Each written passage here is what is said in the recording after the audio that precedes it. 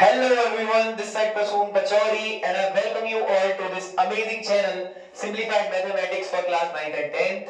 और आज की वीडियो में मैं आपके लिए लेके आ गया हूँ क्लास 10th का एक बहुत important topic that is called BPT basic proportionality theorem, जो कि एक ट्राइंगल चैप्टर का एक पार्ट है। ट्राइंगल चैप्टर में बेसिकली क्लास 10th में दो ही पोर्शन है, that is BPT and similarity. BPT आपसे बच्चों जनरली मैं आपको बताऊं तो सीबीएसई के हर साल हर एक सेट में आपको बीपीटी थ्योरम नजर आती है।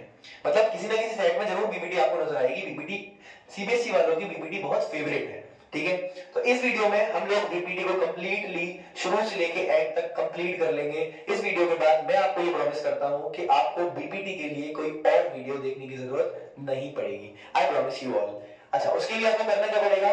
सबसे पहले नोटबुक और पेन निकालिए और इस वीडियो को कंप्लीटली देखने के बाद आप साथ साथ नोट्स बना लीजिएगा। बीपीटी की थ्योरम मैं आपको प्रूफ कराऊंगा किस तरीके से प्रूफ आपका होता है, ठीक है। तो बीपीटी आज हम कंप्लीट कर लेंगे इस वीडियो के अंदर और आई होप आप सब अच्छे होंगे, मजे कर रहे होंगे और इस वीडियो को एंजॉय करिए। बीपीटी को निपटाते हैं आज इस वीडियो के अंदर, ठीक है। आइए शुरू करते हैं बच्चों।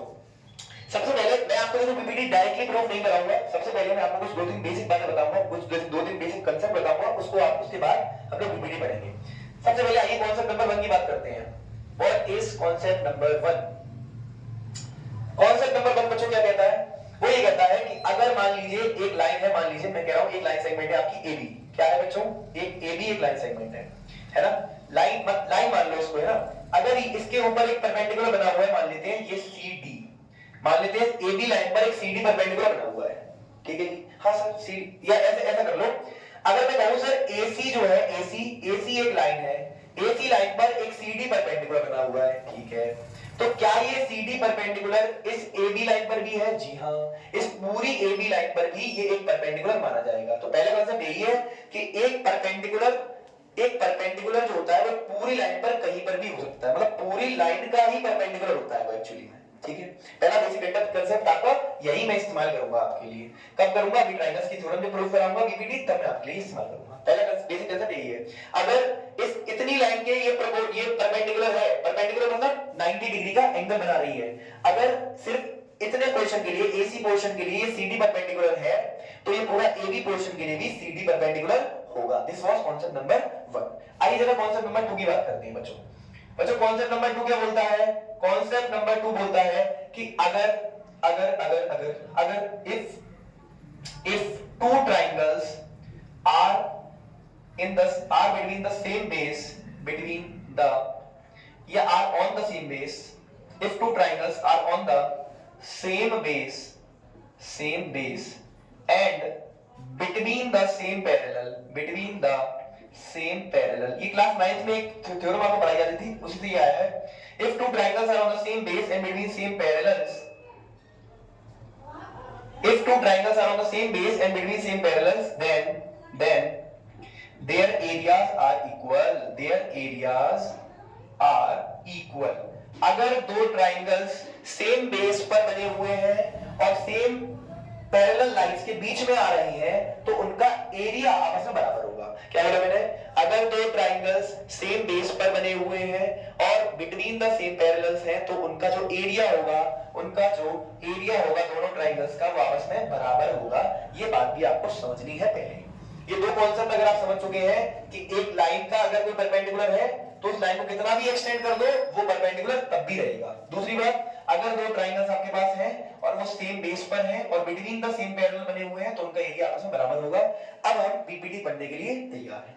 क्या ये दोनों कॉन्सेप्ट आपको समझ में आए? बेसिक कॉन्सेप्ट एकदम शुरू से शुरू किया है मैंने, हर बार की तरह शुरू से शुरू कर दिया, ठीक है दोस्त। मिटा लेंगे इसको, मिटाएं 1 2 3, लेट्स इरेज इट। आइए अब हम थोड़ा सा आगे चल रहे हैं ना। अब मैं बीपीटी शुरू करने के लिए तैयार हूं, आ जाइए। आइए जरा बीपीटी पहले देख लेते हैं। बीपीटी सबसे पहले तो इसकी स्टेटमेंट ही इंपॉर्टेंट है अपने आप में। सबसे पहले बीपीटी है क्या सर? इसको बोलते हैं बेसिक प्रोपोर्शनैलिटी थ्योरम, प्यार से इसको थेल्स थ्योरम भी कहते हैं। क्या कहते हैं प्यारे बच्चों इसको? Thales theorem. थोड़ा सा गला खराब है तो मैनेज कर लीजिएगा यार, है ना। प्यार से इसको थेल्स थ्योरम भी कहते हैं। उसकी फुल फॉर्म नहीं लिख रहा हूं मैं, फुल फॉर्म आप खुद लिख लीजिएगा, basic proportionality theorem. Really sorry बच्चों, थोड़ा सा गला खराब है इसलिए थोड़ा मैनेज कर लीजिएगा। Basic proportionality theorem. सर ये थ्योरम क्या कहती है? सबसे पहले इसकी स्टेटमेंट लिखकर बता दो, आ जाओ। If a line is drawn, if a line is drawn, मेरे साथ साथ बोलेंगे आप, if a line is drawn parallel to any one side of a triangle, then it divides the other two sides in the same ratio। क्या लिखा बेटा? ये statement होती है, ये बीपीटी की क्या बच्चों? स्टेटमेंट है। स्टेटमेंट मतलब कि बीपीटी कहना क्या चाहती है, एक थ्योरम जो है वो क्या बोल रही है आपसे, वो है, इसको बोलते हैं बीपीटी। तो बीपीटी का स्टेटमेंट काफी इंपॉर्टेंट होता है। सब साथ आपके बोर्ड में जो सवाल आता है वो कैसे आता है? स्टेट बेसिक प्रोपोर्शनलिटी थ्योरम या state BPT and it's proof, ऐसे करके आता है सवाल। ठीक है, तो सबसे पहले आप स्टेटमेंट लिखोगे, if a line is drawn parallel to any one side of a triangle, then it divides the other two sides in the same ratio. Sir इसका मतलब क्या हुआ, समझा दीजिए जरा एक बार। तो आइए जरा समझाता हूं। सुनो बेटा, एक ट्रायंगल बनाया, मैंने कहा इस ट्रायंगल में किसी भी लाइन के पैरेलल कोई दूसरी लाइन खींच दो। मान लो मैंने ये लाइन, ये एक साइड ले ली, किसी भी साइड के पैरेलल कोई लाइन खींचनी है, तो ये साइड ले ली, इस साइड के पैरेलल मैंने ऐसे एक लाइन बनाई जो कि इसके पैरेलल है। तो एबीसी ट्रायंगल था, एबीसी एक ट्रायंगल था, इसमें डीई मैंने एक लाइन खींच ली अपनी तरफ से जो पैरेलल है किसके? बीसी के। तो ये अगर ये लाइन डीई बीसी के पैरेलल है, वो कह रहे हैं कि इफ डीई पैरेलल है बेटा किसके? बीसी के, देन ये फॉलोइंग रिजल्ट होते हैं बाय बीपीटी। कौन कौन से? देन ये जो बात, अब देखो ये लाइन और ये लाइन पैरेलल, तो ये बची हुई दो साइड कौन सी है? वो कौन सी है? AB बची और AC बची, इन दोनों को सेम रेशियो में डिवाइड कर देगा। मतलब AD upon BD equals to AE upon EC। ये इंपॉर्टेंट है, AD upon BD will be equals to AE upon EC equals to AE upon EC। ये बोलते हैं बीपीटी में। क्या बोलते हैं? बीपीटी में क्या बोलते हैं? बोलो मेरे साथ साथ। If a line is drawn parallel to any one side of a triangle, if a line is drawn parallel to any one side of a triangle, इस साइड की लाइन पैरेलल है ये, तो if a line is drawn parallel to any one side of a triangle, then it divides the other remaining two sides in the same ratio। इस तरीके से AD upon BD equals to AE upon EC। बोलो यार समझ में आया? हाँ sir, यहाँ तक मैं समझ में आ गया है। This is very easy. ठीक है, अच्छा ये पहला रिजल्ट है, आपको याद रखना है। द सेकंड रिजल्ट इज, ये बहुत मोटा चल रहा है भाई, इसको थोड़ा पतला करते हैं। सेकंड वन, आपको दूसरा रिजल्ट याद रखना है। इससे क्या रखना है? ये मेन है, ये मैं आपको अभी प्रूफ कराऊंगा। 2 मिनट रुको, अभी मैं आपको ये प्रूफ कराता हूं ये कैसे आया। फिलहाल आप इसकी बात कर लीजिए जरा। अब इसमें एक और रिलेशन होता है, आपको यार क्या याद रखना, उस लो सर। AD अपॉन ये छोटा अपॉन ये बड़ा, यानी कि AD upon AB equals to AE upon ये बड़ा वाला AC। ठीक है, एक ही याद कर लो सर। अभी आपने ऊपर वाला छोटा लिया था, अभी नीचे वाला छोटा ले लो, यानी कि सर BD अपॉन ये पूरा बड़ा AB equals to sir EC, नीचे वाला छोटा ये EC और अपॉन में पूरा बड़ा AC। बोलो यहां तक समझ में आया या नहीं आया? मैंने तो क्या बताया आपको? मैंने बताया कि सर AD अपॉन BD छोटा अपॉन छोटा बराबर छोटा अपॉन छोटा, फिर छोटा अपॉन बड़ा बराबर छोटा अपॉन बड़ा, फिर सर छोटा अपॉन बड़ा बराबर छोटा अपॉन बड़ा। मेरे ख्याल से आपको ये बात है क्लियर है एकदम? ठीक है भाई, तो 9 मिनट हो चुकी है, हमने बीपीटी की बेसिक चीजें हमने पढ़ ली है। ये 3 रिजल्ट आपको याद रखने हैं, जिसमें से ये वाला मैं आपको प्रूफ दूंगा अभी तुरंत। अब सर ये दोनों का प्रूफ कैसे दोगे सर? ये वाला कहां, ये सर ये कहां से आ गए, ये वाले कहां से आ गए? तो देखो इनके प्रूफ के लिए क्या करो, इसमें इस इक्वेशन में ऐड कर दो, +1 कर दो दोनों तरफ। इस तरफ अगर दोनों तरफ +1 करोगे तो बनेगा सर देखो AD अपॉन BD +1 बराबर AE अपॉन EC +1। दोनों तरफ अगर मैं +1 कर दूं, इस इक्वेशन में अगर मैं दोनों तरफ +1 कर दूं तो ये दोनों रिजल्ट मिल जाएंगे। देखो कैसे मिलेंगे सर? ये हो जाएगा सर AD प्लस BD, अरे एलसीएम लोगे ना, एलसीएम तो ये BD ऊपर पहुंच जाएगा, AD अपॉन BD, ये नीचे BD आ जाएगा बराबर ये AE plus EC upon EC। एक बात बताओ, AD प्लस BD, इधर देखो AD plus BD, AD plus BD क्या है सर? AB है। क्या है सर? AB है, AB। अपॉन में क्या है, BD है, बराबर AE plus EC, AE plus EC बच्चों, AE प्लस EC क्या है, AC है, क्या है, AC है, और अपॉन में क्या है, EC है। इसका रेसिप्रोकल करोगे, देखो वैसे ही रिजल्ट मिल चुका है आपको इनमें से कोई सा इसका रेसिप्रोकल कर दो, इसका रेसिप्रोकल करोगे तो मिलेगा BD upon AB and this is equals to EC upon AC। लो भाई, दिस इज योर आंसर। देखो ये वाला रिजल्ट मिल गया ना, BD upon AB equals to EC upon AC, कहां से आया, ये आ गया। सिमिलर तरीके से आप ये भी कर सकते हैं, इसी रिजल्ट से आप ये बना देंगे, ठीक है, समझ गए क्या। इन दोनों का भी मैंने प्रूफ दे दिया आपको, अब मेन चीज है ये वाली, इसका प्रूफ मैं आपको दे रहा हूं, ठीक है जी, समझ गए क्या। बेसिक प्रोपोर्शनलिटी थ्योरम क्या है, बहुत बेसिक है भाई। क्या कह रही है कि अगर किसी भी ट्राइंगल के अंदर किसी एक साइड के पैरेलल कोई लाइन खींच दोगे तो बाकी दो साइड्स को ये वाली लाइन सेम रेशियो में डिवाइड करेगी, सेम रेशियो में डिवाइड करेगी, समझ गए क्या क्या आपको बात समझ में आ गई। मैंने क्या बताया, if a line is drawn parallel to any one side of a triangle then it divides the other two sides in the same ratio. ये अपॉन ये बराबर ये अपॉन ये अपॉन बड़ा वाला, ये अपॉन बड़ा वाला, ये अपॉन बड़ा वाला, ये अपॉन बड़ा वाला। मेरे ख्याल से आपको बात समझ में आ गई। तीन रिजल्ट याद रखने हैं। अच्छा सर, इसमें सबसे मेन वाला रिजल्ट कौन सा है, ये वाला है। First one is your main result, और इसी को अब हम बेसिक प्रोपोर्शनलिटी थ्योरम में प्रूव करके बताएंगे, ठीक है दोस्त। इसको नोट कर लीजिए जल्दी से, फिर हम शुरू करते हैं और उसको प्रूफ को देखते हैं। जल्दी नोट करो इसको, प्लीज नोट इट डाउन मेरे बच्चों, प्लीज नोट इट डाउन, जल्दी नोट करिए, जल्दी जल्दी जल्दी जल्दी नोट करो भाई। हम तेरे प्यार में सारा आलम खो बैठे बेटा भाई। अरे सर आप तो बीच में गाना भी गाते हो। हाँ ठीक है, गा देते हैं। बेटा बेटा बेटा 1 2 3 आ जाइए आ जाइए आ जाइए आ जाइए आ जाइए। ठीक है भाई, अब मैं इस चीज का आपको प्रूफ दे रहा हूँ, जल्दी से देखेंगे। इस चीज का बहुत छोटा सा प्रूफ है, जल्दी से हो जाएगा, एकदम आसान आसान भाषा में मैं आपको सारी बातें समझाता हुआ चलूंगा। आ जाइए, बिल्कुल इजीएस्ट वे में मैं आपको तरीका बता रहा हूँ, बिल्कुल इजीएस्ट वे है ये बीपीटी को समझने का। अब आपको देखो बीपीटी अच्छे समझ में आएगी अगर आपने अभी तक की बातें मेरी सुन ली है ध्यान से तो, ठीक है। बीपीटी कहती है, सुन लो एक बार, सुनो भाई। अगर मैं एक ट्रायंगल बनाता हूं ABC, अगर मैं इसके पैरेलल एक लाइन ड्रॉ करता हूं दैट इज कॉल्ड DE, तो गिवन में हमें क्या दिया है, हमें गिवन में क्या दिया है बच्चों, हमें गिवन में दिया है that DE is parallel to BC। जब भी कोई थ्योरम प्रूफ करते हो तो उसमें तीन चीजें लिखना बहुत आवश्यक होता है, गिवन, टू प्रूफ और प्रूफ। तो पहले गिवन लिख लिया, तो गिवन में दिया है DE is parallel to BC। Sir to proof, हमें प्रूफ क्या करना है सर, तो मैंने कहा प्रूफ हमें ये करना है बच्चों, AD upon BD, AD upon BD equals to AE upon EC, AE upon EC। Sir ये हमें प्रूफ करना है। इससे पहले बेटा प्रूफ आए उससे पहले कंस्ट्रक्शन यहाँ बहुत इंपॉर्टेंट है जो आपको सीखनी ही सीखनी है। कंस्ट्रक्शन, वो कंस्ट्रक्शन क्या है बच्चों, सबसे पहले आपको एक परपेंडिकुलर ड्रॉ करना है, परपेंडिकुलर ड्रॉ करना है from the E point two F point. E से F पर एक परपेंडिकुलर ड्रॉ कर लो, और एक E से F कर लिया है तो एक D से लेके G तक के परपेंडिकुलर ड्रॉ कर लो। तो लिखेंगे D ड्रॉ, अभी आपको समझ में आएगा कि मैंने EF ये परपेंडिकुलर क्यों बनाया है। Draw EF perpendicular to AD and DG perpendicular to, DG perpendicular किसके, AE के है ना, एंड जॉइन, और हम जॉइन कर देंगे B को बेटा E से और C को बेटा D से।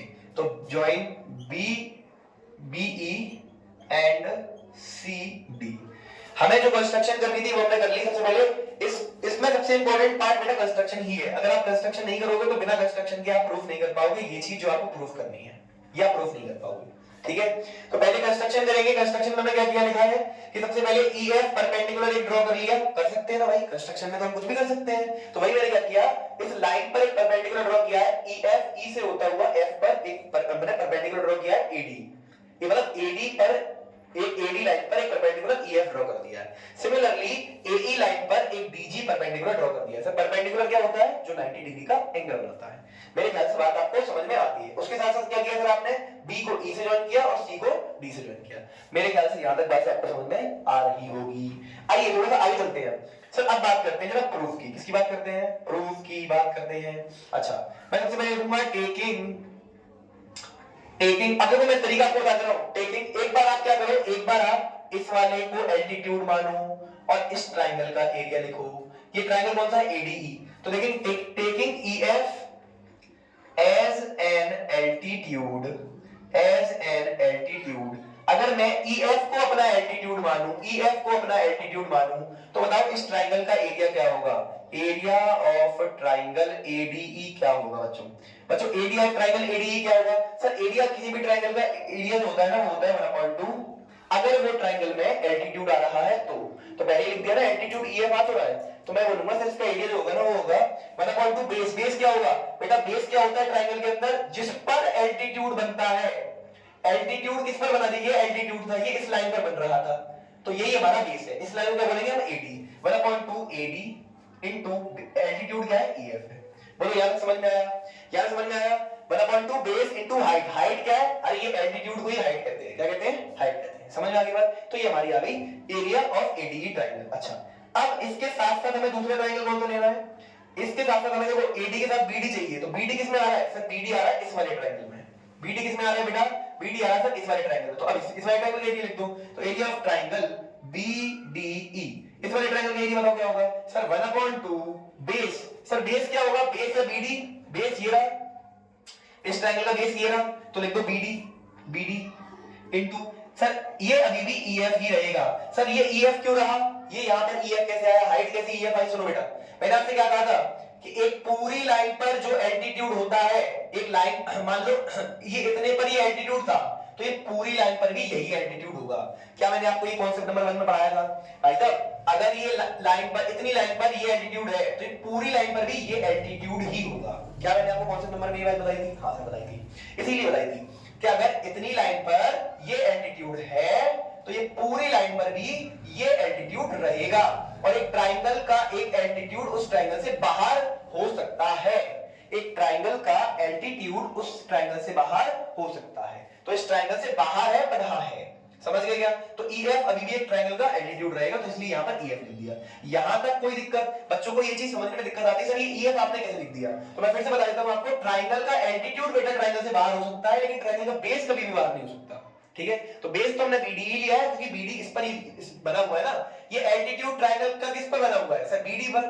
सर आप बोलोगे सर बीडी पर कहां बना है, वो तो एडी पर बना है, पर बेटा बीडी जो है वो ट्राइंगल का पार्ट है ना, एडी ट्राइंगल का पार्ट थोड़ी ना है, ट्राइंगल बीडीई का पार्ट ट्राइंगल में कौन है, वो बीडी है, इसलिए समझ में आ गई बात। इसको मानिए आप इक्वेशन नंबर फर्स्ट, इसको मानिए आप इक्वेशन नंबर सेकंड। जरा एक बार आप 1 को डिवाइड कर देना बेटा 2 से जरा 1 को डिवाइड करो 2 से, तो आप लिखोगे sir area of triangle ADE upon area of triangle BDE। जरा मुझे बताओगे क्या आएगा, सर देखो अगर मैं डिवाइड करने जाऊंगा तो 1/2 से 1/2 कट जाएगा, EF से EF कट जाएगा, आ जाएगा AD अपॉन BD, क्या आ जाएगा, AD अपॉन BD आ जाएगा सर।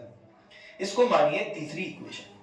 क्या बात समझ में आ गई यहां तक। इन दोनों इक्वेशन को जब डिवाइड करोगे तो ये अपॉन ये आएगा, ये अपॉन ये आएगा, 1/2 से 1/2 कट जाएगा, EF से EF कट जाएगा, AD अपॉन BD आ जाएगा, जो मैंने लिख दिया डायरेक्टली। समझ गए क्या, समझ गए यहां तक मेरी बात, समझ गए। ऑल्सो, अब यहां लिखोगे ऑल्सो। अब सुनो, एक बार आपने सर किसको एल्टीट्यूड माना, EF को, पर सर आपने दूसरा भी तो एल्टीट्यूड बनाया है, इसके साथ क्या दुश्मनी है आपकी, मैंने कहा कोई दुश्मनी नहीं है इसके साथ, मेरी कोई भी दुश्मनी नहीं है, तो मैंने कहा DG को एक बार एल्टीट्यूड मान लो, कोई दुश्मनी नहीं है सर, तो लो taking DG as an altitude. अगर मैं DG को अपना एक एल्टीट्यूड मानूं, अगर मैं DG को, DG क्या है सर, DG एक एल्टीट्यूड है, अगर मैं DG को एक एल्टीट्यूड मानूं, तो आप मुझे बताओ अब एरिया ऑफ ट्राइंगल ADE क्या आएगा, एरिया ऑफ ट्राइंगल ADE क्या आएगा, बताओ बताइए। अगर DG को मैं एक एल्टीट्यूड मानता हूं तो एरिया ऑफ ट्राइंगल पता क्या बनेगा इस बार, 1/2।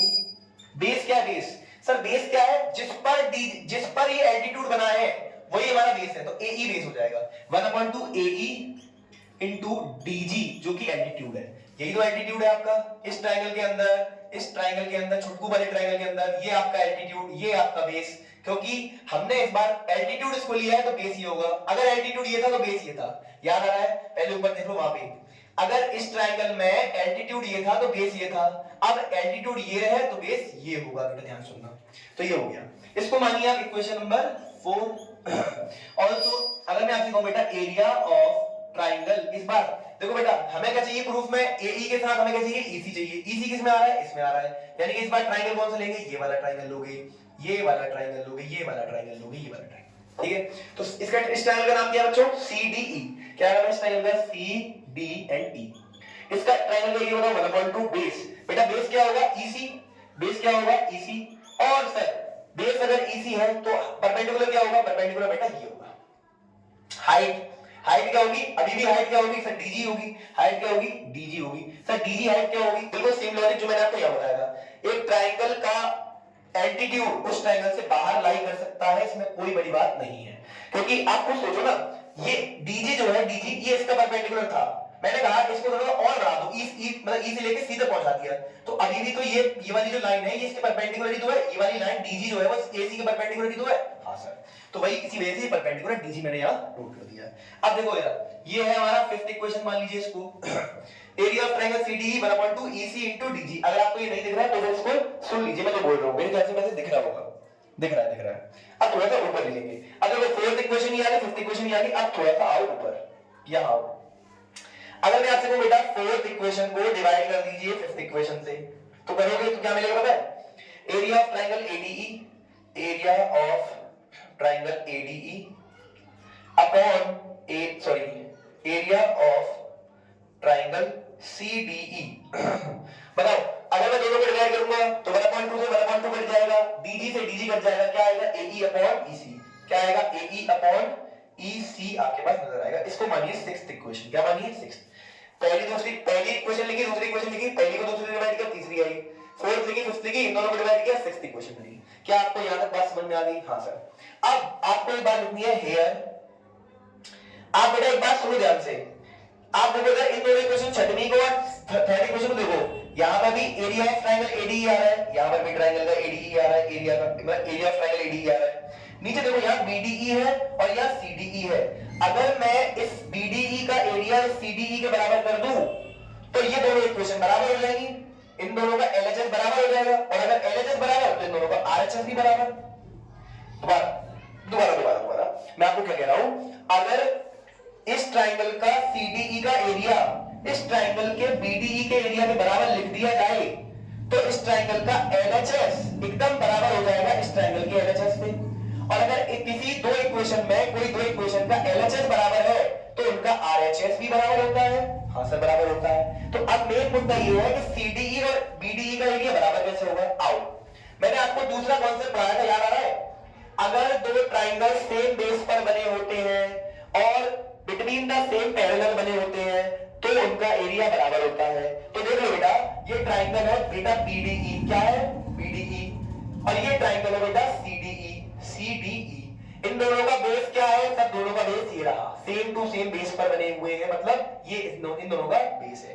अब कुछ बच्चे सोचेंगे सर आप हमें पागल बना रहे हो। मैंने कहा क्यों, तो बोलते सर ये बेस था, आपने इस ट्राइंगल का बेस तो ये बताया था और इस ट्राइंगल का बेस ये बताया था। मैंने बेटा वो दूसरी बात थी, वो ट्राइंगल के एरिया जब लिख रहे थे तब वो वाली बात थी। अब मैं क्या कह रहा हूं, ये दोनों ट्राइंगल किस लाइन पर बने हुए हैं, इस लाइन पर। ये मेन लाइन है, मेन बेस है जिस पर दोनों ट्राइंगल्स बने हुए हैं। देख लो ये मेन बेस DE, वो मेन लाइन है DE जिस पर ये दोनों ट्राइंगल्स बन रहे हैं। देखो DE पर ये ट्राइंगल BDE बन रहा है और इस पर भी ये ट्राइंगल CDE बन रहा है। समझ में आ गई बात? मेरे ख्याल से अब डाउट क्लियर हो चुका होगा। तो ये सेम बेस पर बने हुए हैं। अच्छा, और फिर दूसरी बात, between the same parallel lines बने हुए हैं। देखो ये BC और DE पैरेलल थे, इसी के बीच में आ रहे हैं क्या, इन दोनों लाइंस के बीच में दोनों ट्रायंगल्स आ रहे हैं? जी हां, आ रहे हैं, यानी कि फिर इन दोनों का एरिया तो बराबर होगा। मैंने कहा तो लिख दो बस, area of triangle BDE will be equals to area of triangle CDE। अब यहां आपसे रीजन पूछा जाएगा कि आपने ऐसा क्यों किया, तो आप रीजन में क्या लिखोगे, यहां रीजन में ब्रैकेट में आप लिख देंगे, आप रीजन में ब्रैकेट में क्या लिख दोगे, यहां पर नीचे भी ब्रैकेट में लिख देना, because they are between the same parallels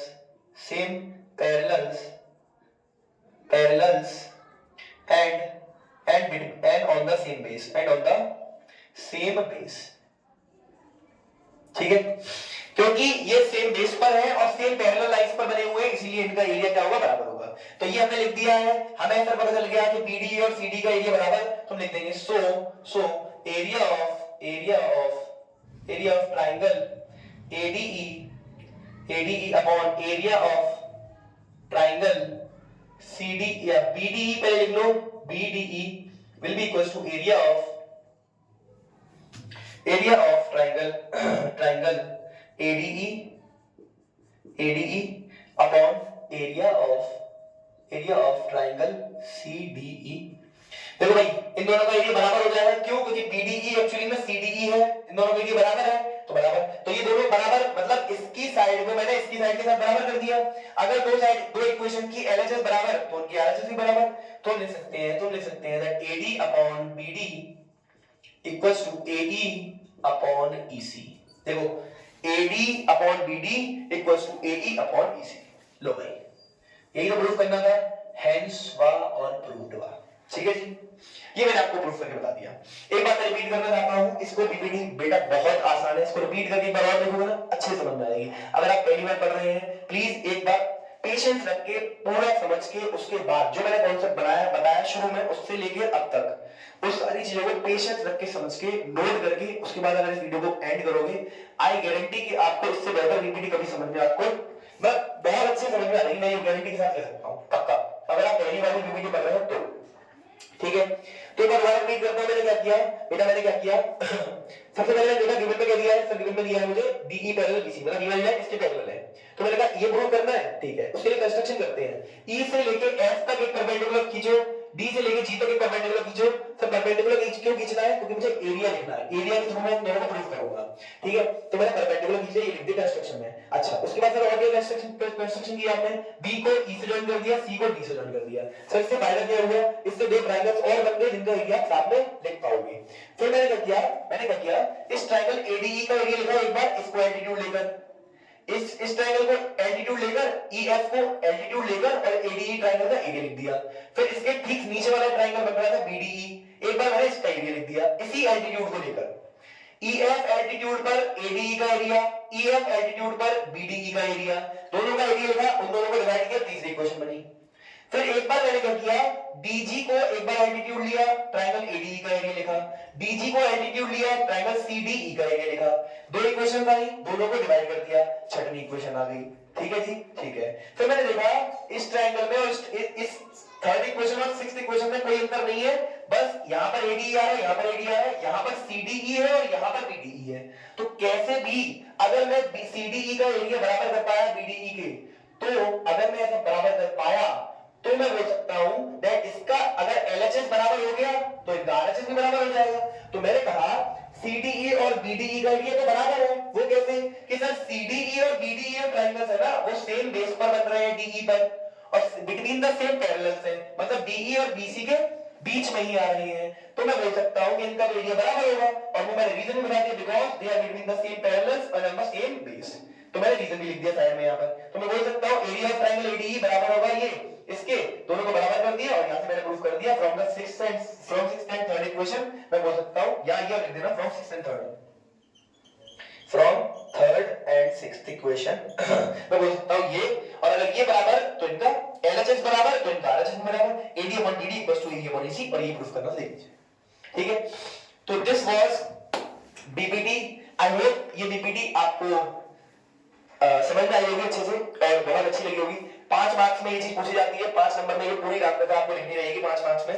ठीक है, इसी के 5 नंबर होते हैं, यही BPT है। सबसे पहले वो स्टेटमेंट आप याद करके चलेंगे जो मैंने आपको शुरू में लिखाई थी, if a line is drawn parallel to any one side of a triangle then it divides the other two sides in the same ratio, और उसके बाद आपको ये प्रूफ कर देना है। ठीक है जी, इसके ये 5 नंबर होते हैं। समझ में आ गई बात? ये क्लास 10 की मैथ्स का बहुत एक इंपॉर्टेंट टॉपिक था जिसके ऊपर मुझे वीडियो बनानी थी, तो आज मुझे टाइम मिला, आज संडे है इसलिए मुझे टाइम मिल गया, तो मैंने सोचा इसके लिए वीडियो डिवेलप कर ली जाए। ठीक है, बाकी वीडियो बताना कैसी लगी आपको, और अगर आपको ऐसी ही हेल्पफुल वीडियोस चाहिए तो वीडियो के नीचे कमेंट करें और बताएं कौन सा टॉपिक आप नेक्स्ट पढ़ना चाहते हैं। सिमिलरिटी हो गया, कोई भी टॉपिक हो गया जो आपको डिफिकल्ट लगता है वो मैं आपके लिए इजी बनाकर लेकर आ जाऊंगा। ठीक है जी, चलिए तब तक पढ़ते रहिए और द वेरी बेस्ट, पढ़ाई करते रहिए।